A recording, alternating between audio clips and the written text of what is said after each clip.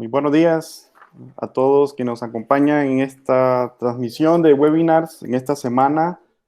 Eh, Muchas gracias a todos por conectarse en este webinar de esta semana en temas de biociencias y agrotecnología. Para garantizar de que puedan todos escucharnos de la misma manera, queremos ver si nos pueden escribir a través del chat, del icono de chat que se encuentra en la parte superior derecha de su pantalla, un 1, pueden escribir un 1 para poder ver si realmente pueden escucharnos bien. Perfecto, ya estamos viendo los 1. Perfecto. Bien, para comenzar con esta serie, vamos a escuchar al doctor Enrique Saldívar Guerra, quien es el director de investigación del Centro de Investigación Química Aplicada. Adelante, doctor. Sí, gracias, Carlos. Buenos días. Buenos días a todos y a todas. Pues yo quiero ser muy breve, nada más quiero darles la más cordial bienvenida a nombre de la Dirección General de SICA, de nuestro director, el doctor Oliverio Rodríguez, y a nombre mío personal y claro de toda la comunidad de SICA, a esta serie de webinars sobre un tema muy, muy importante para todos nosotros y seguramente para ustedes también, que tiene que ver con las herramientas informáticas y de biotecnología aplicadas a la productividad en el campo, en la agricultura. Hoy vamos a empezar con el doctor Oussama Mounser y en los siguientes días tendremos a las doctoras Ileana Vera, Lluvia Soriano, y finalmente tendremos al doctor Francisco Lara, quienes estarán cubriendo estos temas. Entonces, bueno, pues para nosotros es un gran gusto tenerlos. Quisiéramos tenerlos personalmente, pero dadas las circunstancias, pues creemos que esta opción es adecuada. Entonces, sin más, les deseo la mejor de las suertes en estos webinars, que les sean de provecho a todos. Estaremos muy atentos a sus comentarios, a su retroalimentación, y pues siéntanse con toda la libertad de hacer sus peticiones, sus preguntas, etcétera, a través de, ya sea del chat o directamente al final de las conferencias. Estaremos para atenderlos. Pues por mi parte es todo. Muchas gracias y adelante. Que tengan excelentes días. Bien, muchas gracias, doctor. Tenemos el honor de ofrecer esta webinar con el doctor Oussama Mounser. Permítame leerles un poco su currícula. El doctor Oussama Mounser realizó su doctorado en la Universidad Politécnica de Cartagena, en España. Actualmente es investigador titular B y jefe del Departamento de Biociencias y Agrotecnología en el SICA, desde julio de 2015 hasta la fecha. Tiene 15 años de experiencia laboral en el CEBAS, CSIC en España, desarrollando estudios sobre relaciones hídricas en el sistema suelo-planta-atmósfera y estrategias de riego óptimo, inteligente y de precisión. Tiene más de 40 artículos, de los cuales 36 están en revistas indexadas en el JCR, con más de 1,200 citas en sus publicaciones. Tiene un índice H17. Tiene participación en 6 proyectos europeos y un proyecto nacional interinstitucional sobre manejo sustentable de los recursos hídricos en zonas áridas y semiáridas. Tiene además una participación en 5 proyectos de transferencia de tecnología entre España y varios países del Mediterráneo. Es además enlace institucional del SICA en el consorcio CITSA. Es responsable técnico de varios proyectos de investigación y vinculación con el sector productivo en México. También es editor asociado en la revista internacional Agricultural Water Management del grupo editorial Elsevier y árbitro en otras 3 revistas del mismo grupo editorial. En cuanto a sus líneas de investigación, se enfoca en lo que es la ecofisiología de planta bajo estrés hídrico, riego de precisión basado en análisis de series temporales a partir de variables medioambientales, riego deficitario controlado en frutales y riego en agua regenerada. Ha dirigido 2 tesis de doctorado, 5 de maestría y 2 de licenciatura, y tiene actualmente un estudiante de maestría en curso. Bueno, sin más preámbulo, dejamos el micrófono al doctor Osama Monser para su presentación. Adelante, doctor. Muy bien, pues bienvenidos a todos los participantes. Buenos días y muchas gracias al doctor Carlos y al doctor Saldívar que nos han hecho esa pequeña introducción.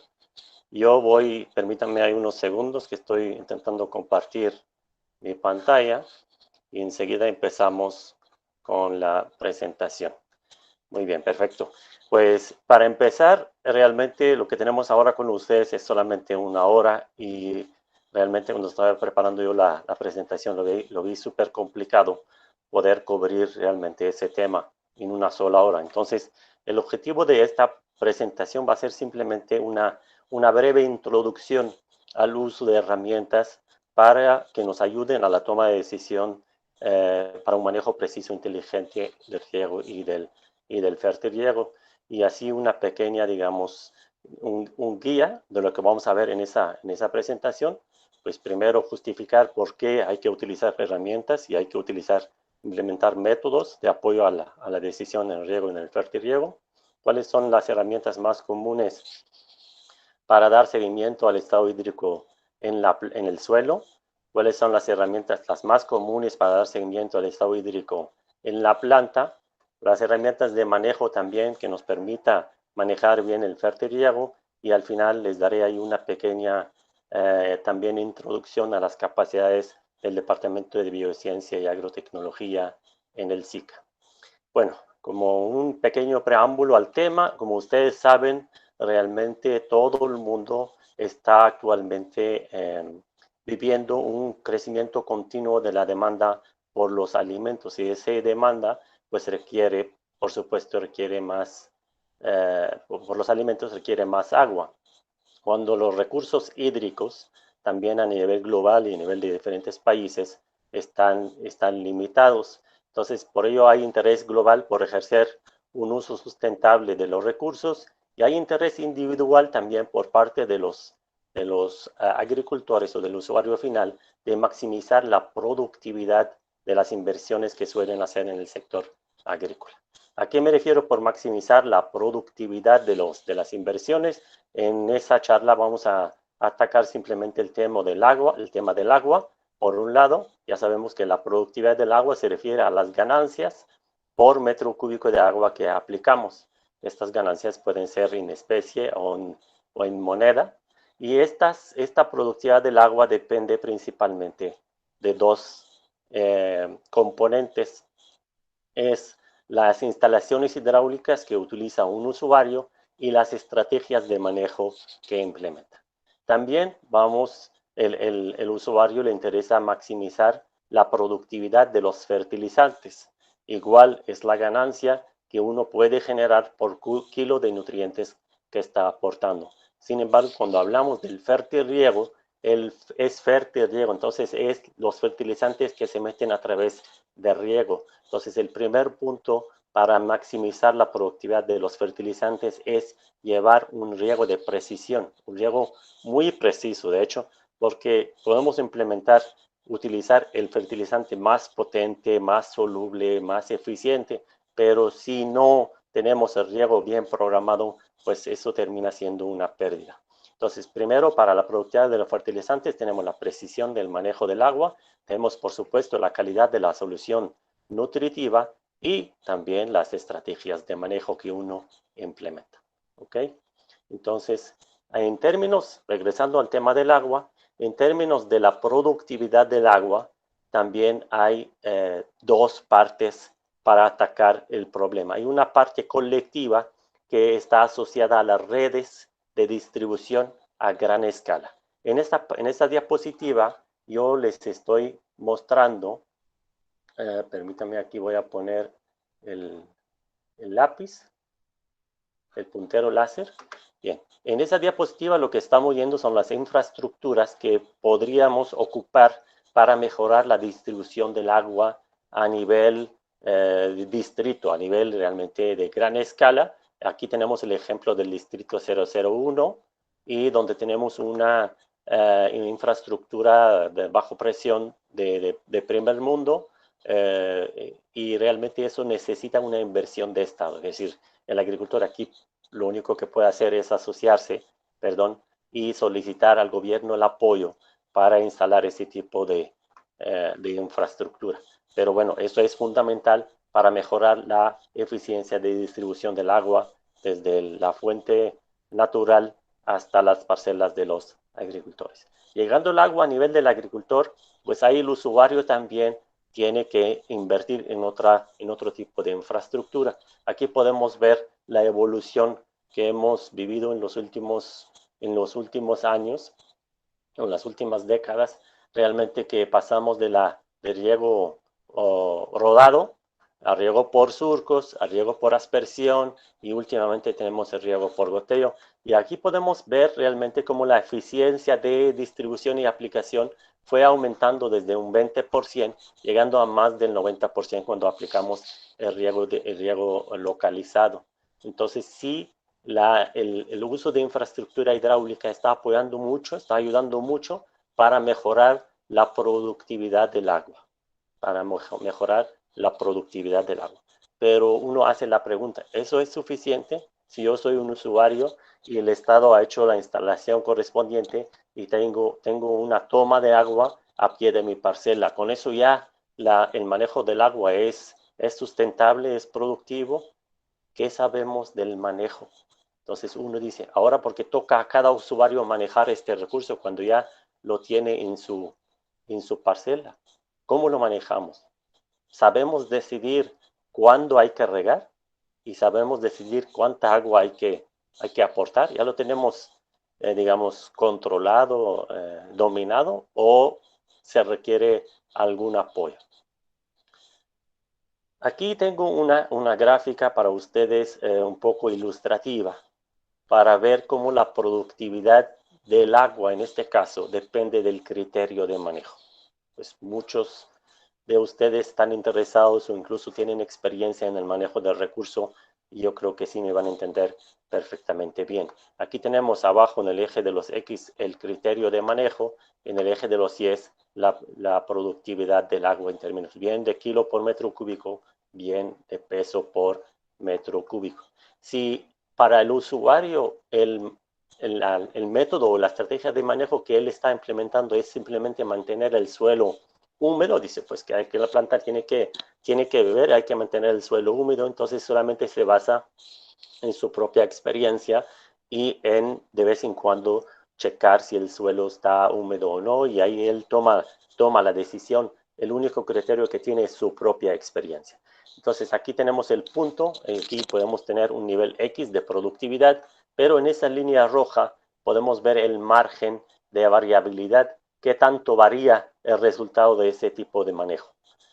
Puedo realmente en algún año o el usuario que haya desarrollado una experiencia de que le duró, no sé, 25 años, y ya con el mismo cultivo, en la misma parcela, y ya obtiene una productividad realmente súper alta. Pero también cabe la posibilidad de que llegue a tener una productividad incluso, digamos, muy baja. Entonces, la variabilidad con ese método es muy alta y el valor medio es muy bajo. El segundo nivel es cuando uno dice, pues realmente yo tengo unos recursos y voy porque está dominado por el turno que del agua que le llega, entonces está regando cada semana, cada 15 días o por alguna otra razón, él entonces intenta ajustar la frecuencia. De esta forma, pues la productividad del agua sube un poco. El tercer nivel es ajustar la dosis y la frecuencia. En ese punto ya el usuario ya empieza a utilizar herramientas que le ayude a tomar una decisión más correcta con fines realmente de ajustar la dosis y la frecuencia a la necesidad real que requiere el cultivo. Y ahí vemos que realmente se produce un salto importante en el término de la productividad, siendo cantidad o bien pesos que uno está generando. Y esto pues es el objetivo de cualquier usuario. También hay algunos casos realmente que hay que ajustar un poco más, no solamente en función de la disponibilidad del agua en el suelo, sino empieza a involucrar a la misma planta y sus diferentes fases fenológicas. Y en este caso, pues hay que aplicar estrategias de manejo inteligente. Ahora sí es un manejo dinámico, es un manejo que está siempre analizando datos, tiene sensores, recibe los datos, los analiza de forma, digamos, periódica con alta frecuencia y va cambiando el manejo. Entonces, esta es la tendencia de simplemente cambiando el criterio de manejo, considerando que no tenemos limitación de recursos. Pero también ocurren unos casos que, imagínense que mi cultivo requiere 300 milímetros de agua por hectárea y lo único que tengo yo son 250, es decir, ni siquiera tengo el recurso suficiente en el mejor de los casos, aunque haya ajustado la dosis y la frecuencia. En este caso, pues hay unos métodos que nos permiten ajustar la dosis y ahorrar el agua y aportarlo solamente durante las fases críticas que requiere el cultivo. Que hay unas fases fases de desarrollo de la planta, durante los cuales podemos reducir los aportes de agua sin perjudicar al crecimiento y la producción y a la cosecha que proviene de la planta, ¿no? Entonces, ahora, pues estos primeros dos casos se basan principalmente en la experiencia y estos dos aquí ya estamos implementando herramientas. Bien, vamos a empezar ahora, voy a pasar con ustedes las herramientas en el suelo y las herramientas en la planta y luego alguna combinación y vamos a hablar un poco del fertirriego. El estado hídrico en el suelo, supongo que la mayoría de los que están participando en ese webinar tienen experiencia o tienen conocimiento sobre el tema, entonces voy a ir rápido, lamento no poder entrar en detalle, pero bueno, aquí el suelo pues es semejante a como si fuera un vaso de agua, que cuando aquí está a la derecha tengo las partículas del suelo, tengo los micro y macroporos, cuando están totalmente llenos, podemos decir que el suelo está a saturación. Después de un cierto tiempo, 24 a 48 horas, a veces incluso más, pues se pierde el agua de drenaje y tenemos el suelo a capacidad de campo. Empieza también la planta a consumir el agua que está en el suelo, llegando a un punto donde la planta no puede y se muere, y es el punto de marchitez permanente. Entonces, la cantidad de agua que se retiene entre capacidad de campo y el punto de marchitez lo llamamos agua disponible. Ese agua lo dividimos en dos partes. Es el agua fácilmente disponible y el agua de reserva, que se separan por un nivel que llamamos el nivel de abatimiento permisible. Ese nivel de abatimiento permisible puede ser variable en función de una serie de factores, entre los cuales la especie, el cultivo, las fases de desarrollo del cultivo, si está en germinación, si está en desarrollo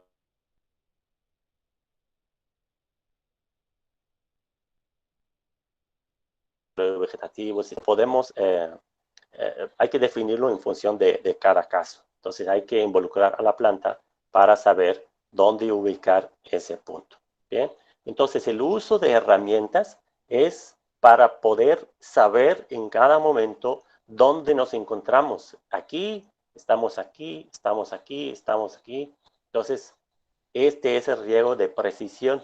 Ya veremos, el riego inteligente es cuando uno tenga estos límites bien definidos y está interactuando siempre con el sistema suelo, planta, atmósfera para definir dónde me encuentro, cómo lo aplico y qué cantidad tengo que aportar. Ahora, pasando a la siguiente diapositiva, y es un caso real, donde tengo aquí el contenido de humedad en el suelo en un perfil de 50 centímetros, y aquí tengo los días. Aquí podemos ver que aquí la línea azul, que es un riego, aquí aportamos un riego y el contenido de humedad en el suelo sube. En el fondo, lo que vemos, tenemos amarillo y gris. El amarillo refiere al día, a las horas del día, el gris a las horas de la noche. Entonces, aquí tenemos el movimiento del contenido de humedad en el suelo. Si yo agarro este ejemplo, aquí podemos ver que durante la noche el consumo de agua es muy débil, sale el sol y empieza a bajar directamente el contenido de humedad, vuelve en la noche y vuelve el día, y así, y que de un día para otro, pues el consumo es menor porque el agua es menos disponible. Entonces, nos interesa a nosotros. Aquí simplemente estamos viendo lo que está pasando a través de un equipo, lo que está pasando en el suelo. Y si llegamos a dibujar los umbrales que vimos en la diapositiva anterior, que es capacidad de campo, es importante para saber realmente el suelo que está con su máxima cantidad de agua disponible.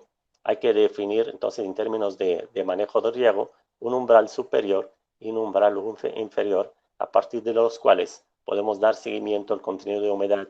Cuando llegue aquí, pues cerramos el riego, esperamos todo el tiempo necesario hasta que llegue a su umbral inferior, volvemos a abrir y así ya estaríamos manejando de una forma muy precisa y siempre dejando el agua a disposición de la planta para que la planta realmente no tenga que invertir una cantidad de energía extra para satisfacer sus necesidades hídricas. Bien, llegando aquí, ahora, ¿cuáles son las herramientas que nos permiten realmente generar esa gráfica? Que nos permiten saber el contenido de humedad en el suelo. En el mercado realmente hay una amplia gama de sensores. Estos son algunos que los voy a repasar uno por uno y también puede haber más en el mercado. Recuerdo que estamos ahora solamente hablando del contenido de humedad en el suelo. Este es el método tradicional, tomar una muestra del suelo, meterla en la estufa, secarla y por diferencia de peso podemos saber la cantidad de agua que tiene en el suelo. Es un método preciso, pero es laborioso y realmente requiere tiempo porque desde que uno saca la muestra hasta tener un resultado, tienen que pasar un mínimo de 24 horas. Mientras toma la muestra, se la lleva al laboratorio, esperar hasta que se seque y todo esto. Y hoy en día con los sistemas de riego de alta frecuencia, pues ese método se limita a nivel práctico. Sigue siendo súper útil a nivel de investigación, a nivel de calibración de otros equipos, pero a nivel práctico realmente es poco práctico. Pero es preciso y es de referencia. Aquí tenemos los tensiómetros, también son herramientas muy conocidas. Estos no miden el contenido de humedad en el suelo, sino miden el estado energético de agua en el suelo. Son dispositivos económicos, son precisos, es una medición directa del estado energético de la energía que tiene el agua en el suelo, pero tienen una limitación que no miden más allá de menos 90 kilopascales. Y eso pues limita su uso solamente a los suelos de franco a ligeros. En un suelo un poco pesado, pues realmente no lo podemos utilizar. Además que este sensor requiere mucho mantenimiento porque cuando sale del rango, pues se le entra aire y ya pasa a cero, entonces hay que ir al campo y hay que volverlo a purgar para quitar todas las burbujas, llenarlo con agua y tal. Y todos los sensores realmente requieren calibración. Todos los sensores que no miden de forma directa requieren calibración.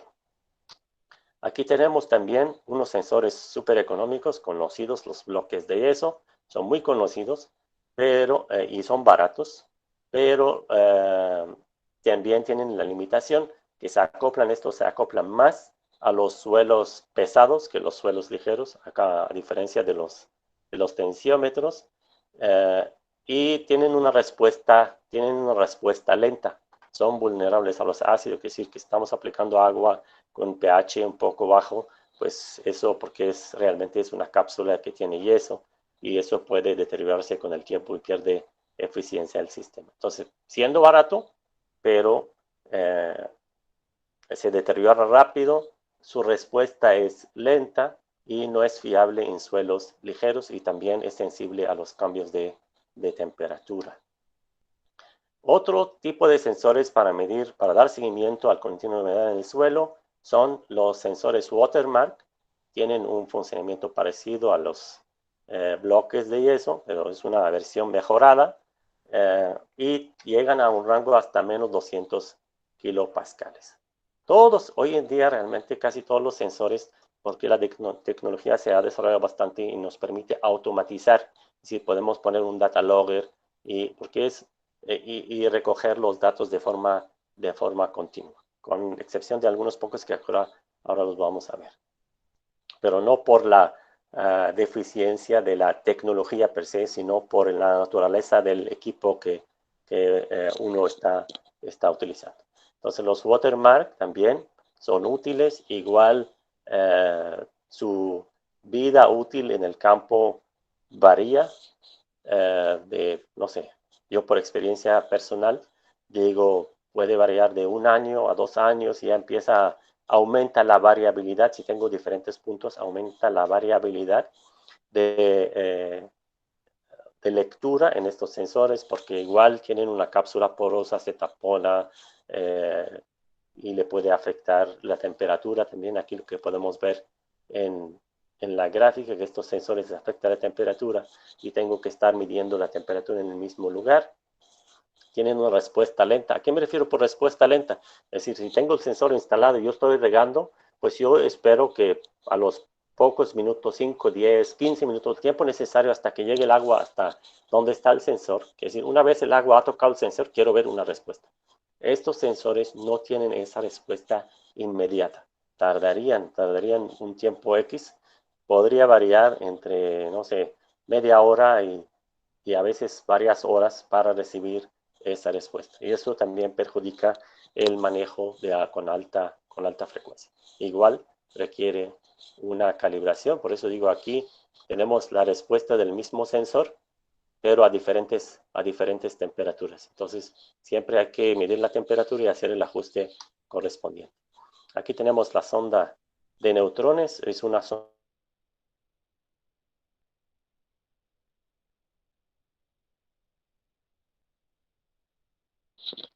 se utiliza a nivel mundial en los centros de investigación. Hay algunas empresas grandes también que lo tienen, pero tiene la peculiaridad que tiene una fuente radioactiva. Es radioactivo, es peligroso y entonces solamente lo pueden utilizar personal cualificado, que haya hecho un entrenamiento, que tiene un seguimiento muy riguroso para proteger al mismo personal de las radiaciones que le pueden llegar y también para proteger el equipo de cualquier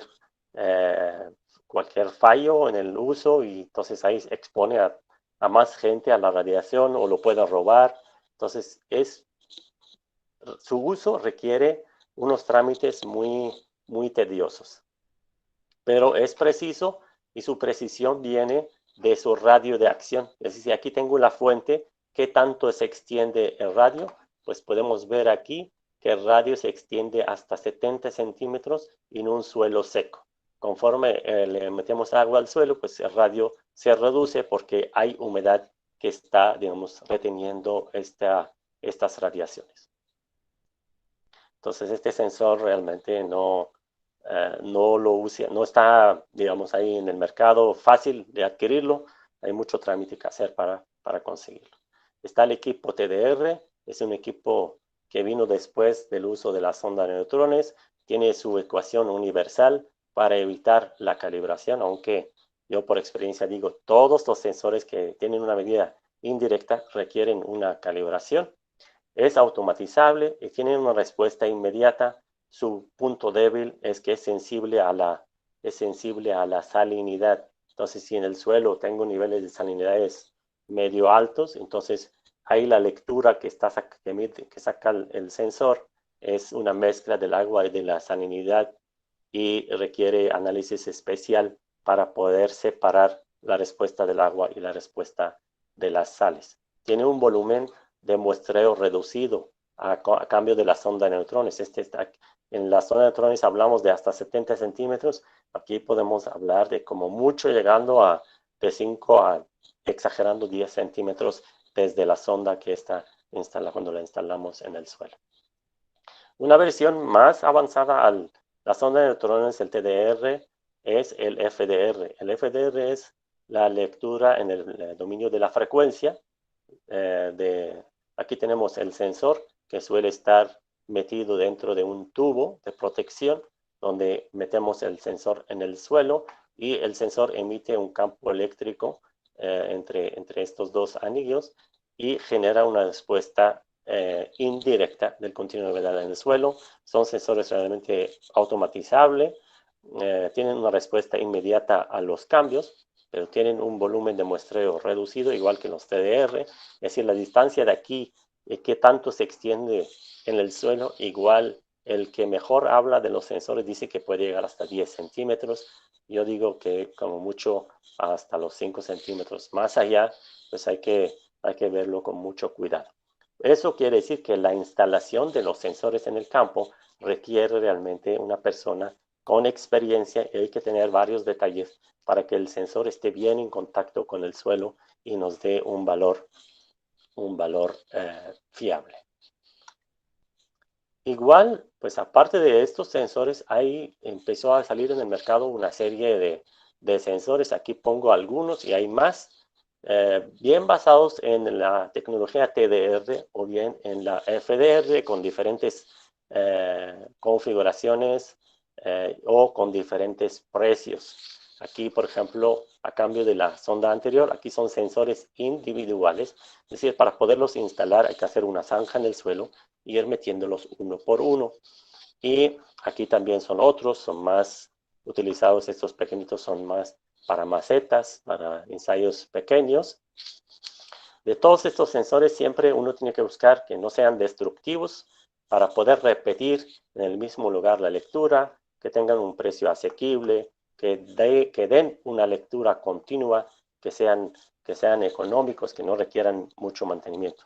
Ahora vamos a ver más adelante realmente cuáles son los atributos a tener en cuenta para analizar todo este tipo de sensores y herramientas. Aquí tenemos el método tradicional del balance hídrico.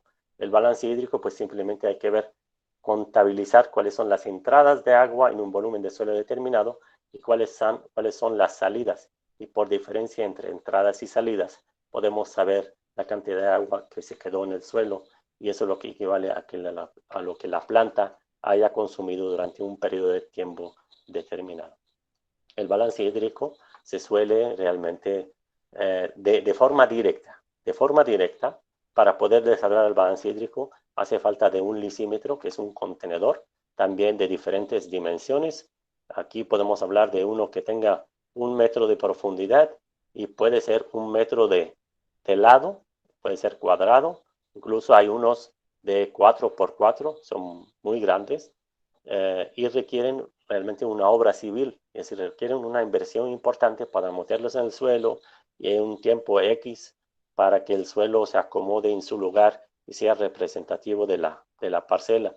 Y abajo de este contenedor está todo cerrado, simplemente le dejan una salida para colectar el agua de drenaje. Y así, pues como nosotros estamos aportando el agua por arriba, por riego, y el agua que sale por drenaje, por diferencia podemos saber el agua que se ha quedado retenido en el suelo.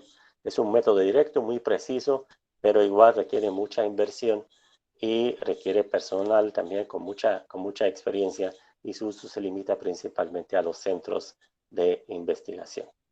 Bueno, entonces aquí es un repaso rápido de las herramientas más comunes que se utilizan para el contenido de humedad en el suelo. Como podemos ver en esta diapositiva, pues hay una gama muy amplia y uno cuando sale al mercado o viene algún proveedor a proponerle el uso de una de esas herramientas, pues realmente se pierde.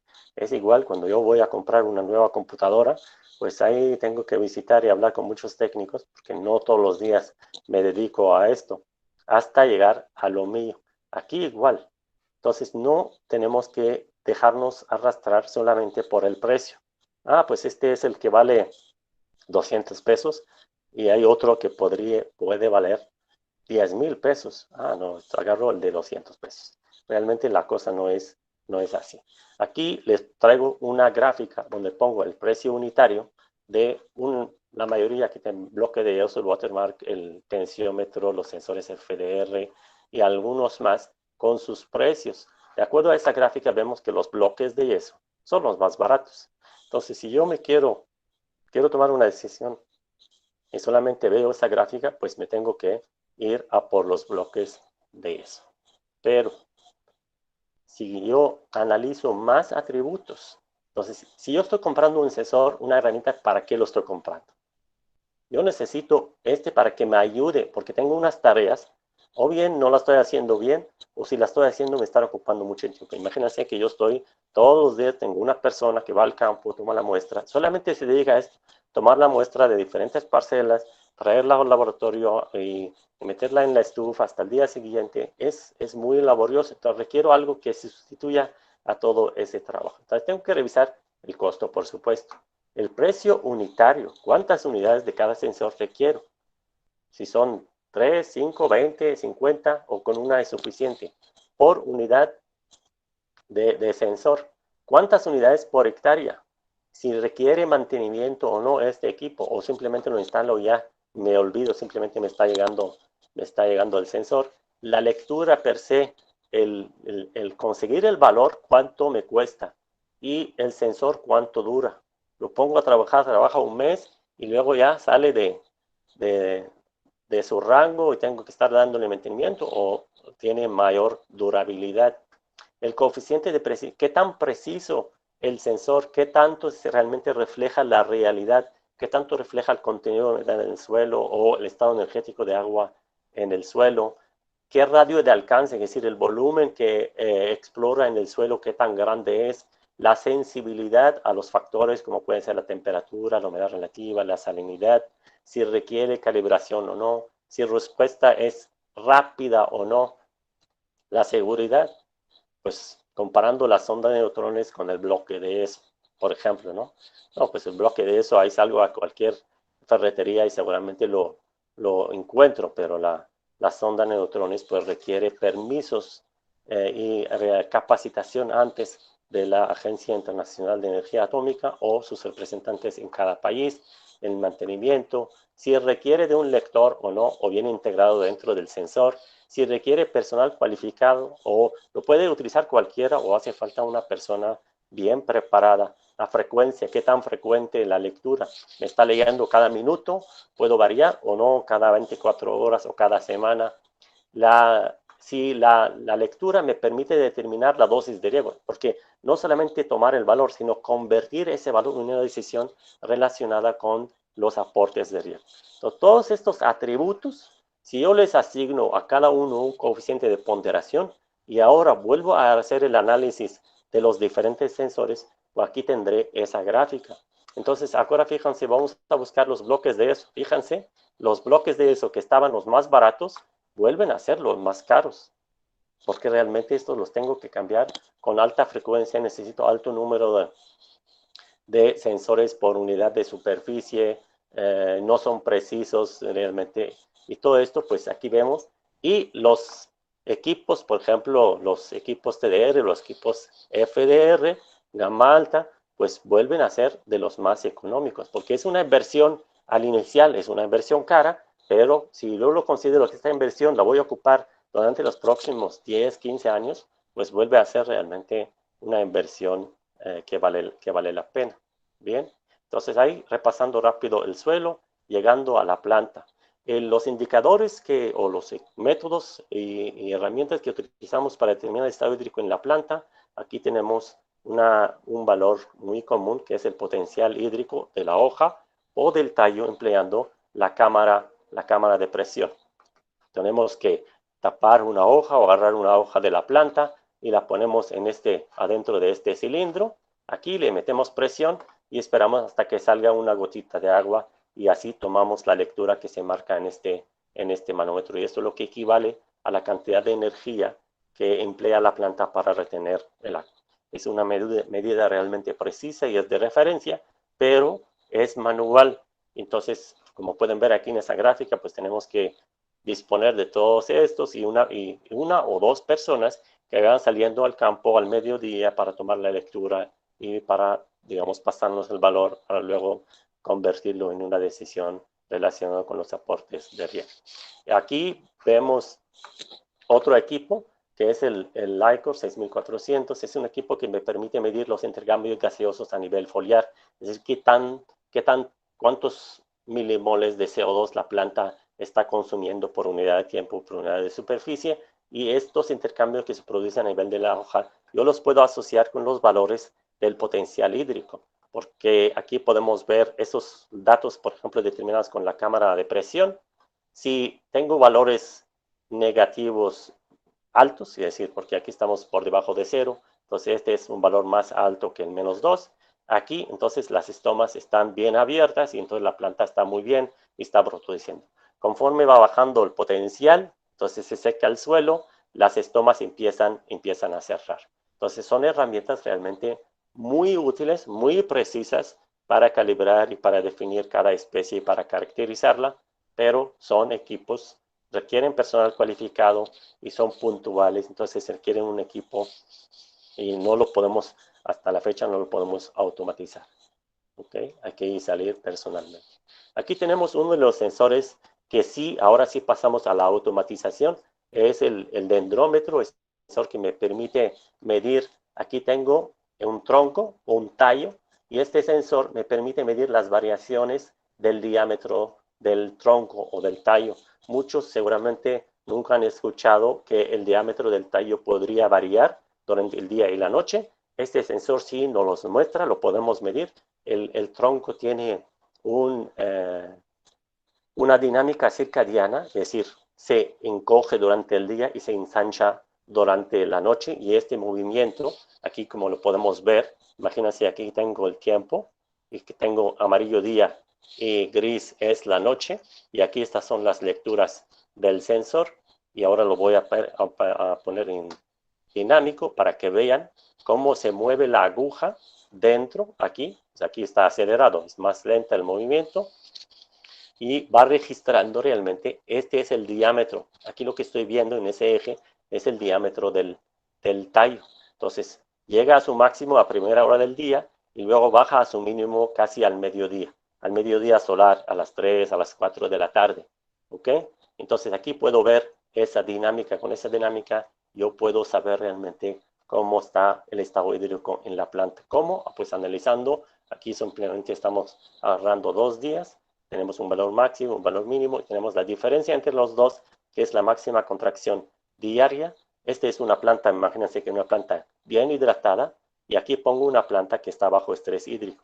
Ya podemos ver que la planta bajo estrés hídrico tiene una contracción mayor que la planta controlada, y entonces aquí empezamos a sacar unos indicadores como la máxima contracción diaria o la intensidad de señal para convertirla en una decisión de riesgo, si aplico o no aplico. Otro sensor que es el flujo de savia, igual es un sensor, aquí tenemos 3 agujas que se meten dentro del tronco y registran realmente, en la del medio se genera un pulso, y aquí los extremos son termopares que miden la diferencia de temperatura, suponiendo que el agua va subiendo, entonces el agua va a arrastrar el calor, y por diferencia vamos a saber qué tanta agua está pasando por ese tronco. Aquí pues otra gráfica, aquí la instalación se suele hacer, es parcialmente destructiva, porque hacemos el agujero, ponemos las agujas, pero dependiendo de la especie, a la semana o a veces al mes, entonces la planta genera una respuesta, genera una resina, y entonces hay que volver a reubicar el sensor. Pero este como el dendrómetro realmente son sensores de alta tecnología, son altamente sensibles. Lo que pasa es que hasta la fecha requieren personal altamente cualificado para poder darle seguimiento y mantener el sensor en su lugar. Otro parámetro también que se implementa en la planta es la temperatura de la hoja o la temperatura del dosel. Aquí les pongo varios ejemplos. Aquí tenemos la cámara termográfica. Esa cámara me permite sacar toda una imagen de varias hojas, y aquí pues tengo todo el rango de las temperaturas. ¿Y por qué es importante medir la temperatura de la hoja? Por lo siguiente, aquí tengo la temperatura y aquí tengo el tiempo. Aquí en azul tengo la temperatura del aire y en rojo tengo la temperatura de la hoja. En condiciones que la planta está bien hidratada, sin problemas, sin estrés hídrico, como podemos ver en este primer punto, la temperatura de la hoja tiene que estar siempre por debajo de la temperatura del aire. Pero si la planta sufre estrés y cierran las estomas, entonces el agua deja de evaporarse y el exceso de radiación que está cayendo encima de la hoja termina calentando la misma hoja. Entonces la temperatura de hoja vuelve a ser superior a la temperatura del aire. Entonces aquí, por diferencia, podemos saber también si la planta está en buenas condiciones o no. Las herramientas que se utilizan para dar seguimiento a este parámetro, como hemos dicho, aquí tengo una cámara termográfica. Hay unos sensores que realmente miden aquí una área X, entonces hay que sujetar el sensor y orientarlo hacia una hoja, hasta la zona de interés. O hoy en día todos ustedes son familiarizados con esta pistola, es la misma pistola que se utiliza hoy en día para el control, para los filtros del COVID. Es el mismo, pues se ha implementado siempre en el sector agrícola. Apuntamos a la planta y podemos medir su temperatura. Entonces este es otro parámetro de la planta. Ya vimos entonces los más comunes en el suelo, los más comunes en la planta, y ahora pues se supone que si implementamos algunos de estos equipos debemos de llegar a un riego de precisión. Y ahora, una vez que aseguramos que tenemos un riego de precisión, sí podemos pasar al fertirriego. Entonces, para hablar del fertirriego, aquí también tenemos varias partes. Primero, la solución nutritiva equilibrada. Hace falta saber equilibrar bien la solución nutritiva, porque cualquier error aquí va a echar a perder todo realmente lo que tenemos, desde el mismo sistema hidráulico hasta el comportamiento de la planta. Tenemos una solución nutritiva bien equilibrada, entonces el usuario lo tiene que hacer bien. Tenemos los sensores, el del equipo de inyección, de mezcla e inyección, debe tener como mínimo pH, conductividad eléctrica, un dispositivo de inyección y un caudalímetro. Y también el agua, cuando la aplicamos, tenemos que dar seguimiento en el suelo. No solamente aplicar aquí y no sé lo que ha pasado en el campo. No, tengo que, por ejemplo, aquí tengo una imagen 3D del flujo de agua, del bulbo húmedo debajo de un lengüetero. Estos son los niveles de humedad en el suelo. Entonces tengo que dar seguimiento a la calidad de la solución del suelo a través de los lisímetros de succión. O aquí, por ejemplo, aquí tengo una bomba automática, este es manual, para generar el vacío. O tenemos también de vez en cuando tomar una muestra del suelo para dar seguimiento a la composición del suelo. Entonces, aquí con estos podemos acoplarlos a un sistema de colecta de datos y que nos conecta con la central y instalar algunos algoritmos de precisión para, como han visto, realmente son muchos factores que entran en juego para controlarlos todos al mismo tiempo y poder tomar la decisión en tiempo y forma. Aquí algunos de los dispositivos de inyección. Lo más común que ustedes conocen es el Venturi. Aquí simplemente funciona por diferencia de presión entre la entrada y la salida. Entonces eso genera succión. Si aquí en este cubo yo tengo la solución nutritiva, está el dosatron, está el tanque de fertilización, está la bomba de pistón. De estos, todo lo que aparece en la pantalla, la más precisa es la bomba de pistón, porque es independiente del flujo, del caudal motriz que tiene el sistema de riego. Pues todo esto, y sobre todo esta, la podemos controlar a través de un sistema inteligente. Entonces, ahora, si queremos, todo lo que les he presentado es a nivel de parcela. Si queremos pasar a escala más grande, pues hay que implementar otros dispositivos. Ya empezamos a hablar, desde hace mucho tiempo se ha hablado de la teledetección a través de los satélites. En los últimos años también se ha extendido mucho el uso de los drones. Los drones nos permiten tomar unas imágenes pixeladas con unos sensores específicos de la cámara que tiene, y eso nos permite también definir diferentes indicadores para saber realmente la distribución de nuestros parámetros a nivel de parcela. ¿Okay? Aquí tenemos otra imagen, ya podemos ver, realmente son muy útiles, sobre todo para el diseño y para la evaluación periódica, no para como los sensores a pie de parcela que están midiendo en continuo. Otra imagen, por ejemplo, aquí para mapear la conductancia estomática y un indicador del estrés hídrico. Con eso realmente, pues, me fui rapidísimo para poder cubrir la mayor parte y aprovecho las últimas diapositivas para decirles que en el Departamento de Biociencias y Agrotecnología del SICA, hoy en día somos 14 investigadores, contamos con 4 técnicos y 4 peones, y contamos con la mayoría de los sensores que vimos antes, no solamente con la infraestructura, sino con una amplia experiencia en el uso o calibración de todos estos sensores. En el departamento tenemos 3 líneas de investigación, aparte de la agricultura sustentable integrada de precisión, el uso de sensores. También tenemos investigadores que están trabajando en la bio-nanotecnología aplicada a la agricultura, también el uso de los plásticos en la agricultura para el control de clima bajo cubierta. estas líneas de investigación, este conocimiento nos permite responder a muchísimas preguntas relacionadas con el manejo de los insumos, un manejo de precisión, como he mencionado antes, que es un tema muy importante hoy en día. Y tenemos la capacidad de desarrollar algoritmos particulares, personalizados. Tenemos los sensores, tenemos el conocimiento. Entonces, si uno tiene un interés particular en desarrollar un algoritmo específico para su rancho, para su empresa, pues aquí en SICA podemos contribuir bastante. Contamos con laboratorios bien equipados. Tenemos también instalaciones en el campo, tenemos invernaderos, casas de media sombra, sistemas de fertirriego. Tenemos un rancho, un centro de capacitación que lo estamos trabajando. Hoy en día pues contamos con buena infraestructura y también contamos con un programa de posgrado para la formación del personal. Puede ser estudiantes, un programa de maestría. Igual podemos ofrecer cursos especializados para las empresas de capacitación en un tema particular. Tenemos unas instalaciones para la participación de los estudiantes. Con eso, pues termino. Espero les haya hecho una introducción rápida. Muchas gracias por su atención y termino. Me quedo a su disposición para responder cualquier pregunta que le pueda interesar. Doctor Carlos. Sí, bueno, muchas gracias, doctor Osama, por la presentación. Hasta el momento no hay preguntas, sin embargo, para fomentar un poco, digamos, la pregunta entre el público, pueden hacerlo acá a través del chat que está a su derecha, pueden allí escribir las preguntas. Las que no alcancen a responderse en esta hora, el doctor Osama lo podrá responder vía correo electrónico. Doctor, le tengo una pregunta en relación a los medidores de humedad. ¿En qué sectores agrícolas son los que más se utilizan? ¿Qué cultivos son los que más requieren, digamos, una medición más precisa de la humedad? Y a ver si nos puede comentar un poco al respecto.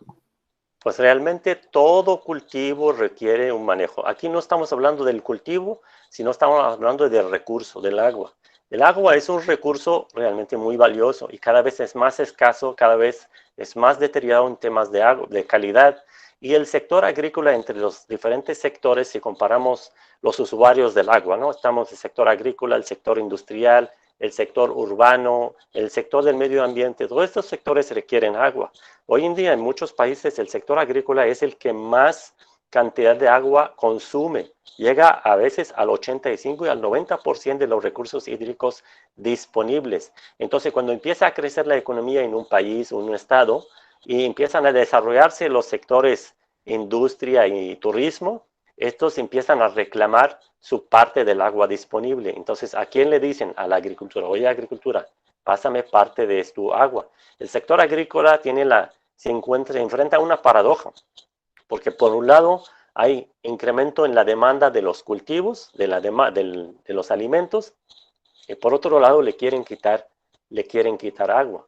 Entonces, ¿cómo va a quitar agua sin reducir la producción de alimentos? La única forma es implementar herramientas y métodos de ayuda a la toma de decisión, como lo hemos visto en esta breve presentación. Entonces, absolutamente todos los cultivos requieren ese tipo de tecnología. Por supuesto, ahora, ¿quién puede pagar la tecnología o no? Pues eso va a depender de si el cultivo es un cultivo altamente rentable en el mercado o no.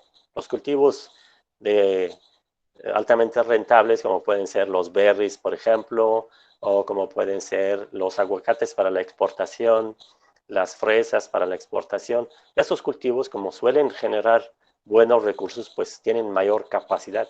Pero como necesidad, todos los cultivos tienen la necesidad. Espero haya contestado a la pregunta, doctor. Sí, muchas gracias.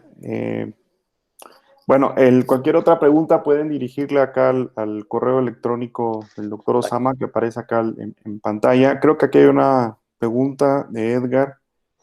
Su organización, algún diplomado.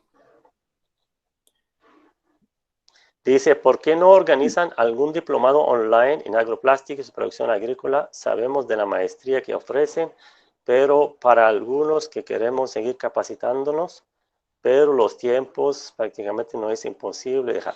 Muy bien, Edgar, realmente ese tema, si nosotros tenemos a la vista, y ahora más por la contingencia ya empezamos a pensarlo, pero si hay una empresa, porque a título de nuestra parte todavía no lo hemos ofrecido así de forma como iniciativa, pero estamos dispuestos, si hay alguna empresa que tiene un grupo, ponle de 8 a 10 personas y quiere este curso, sí lo podemos atender con mucho gusto.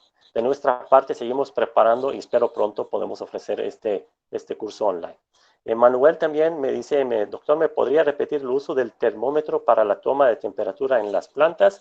Como le he dicho, la temperatura, ya he explicado que la temperatura de la planta debe de ser inferior o en el peor de los casos igual a la temperatura del aire. Si la planta está en buenas condiciones hídricas, es decir, el flujo de agua desde el suelo a través de la planta hacia la atmósfera no tiene limitaciones ni por condiciones abióticas ni por factores bióticos como pueden ser las enfermedades. Si ese flujo está bien, entonces la temperatura de la hoja tiene que ser siempre inferior o igual a la temperatura del aire.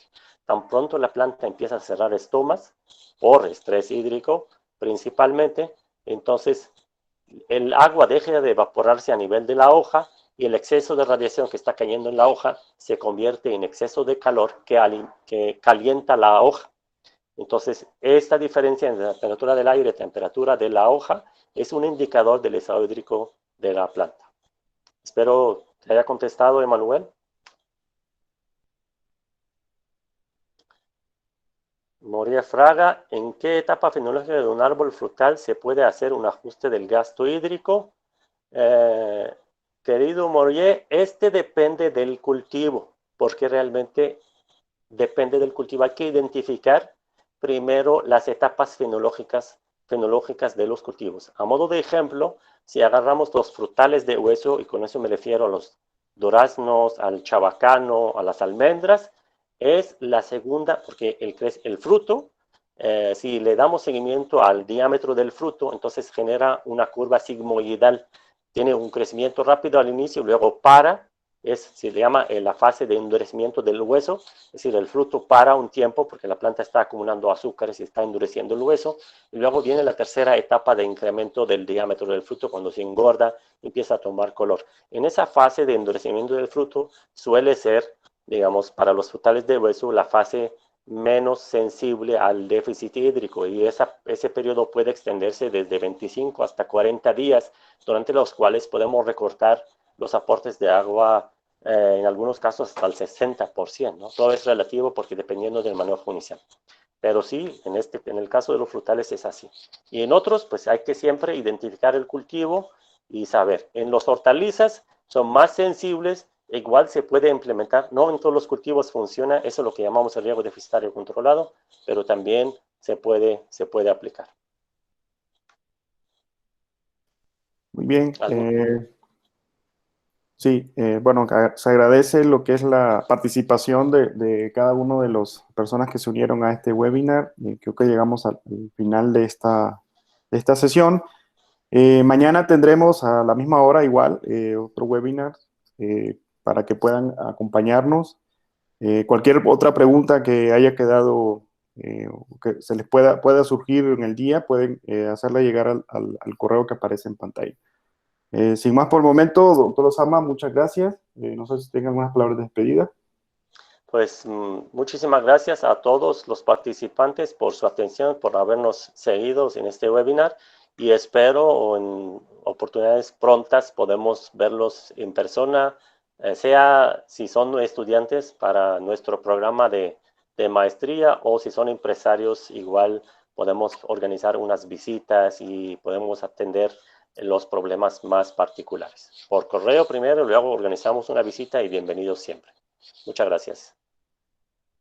Muchas gracias a todos. Nos vemos mañana. Saludos.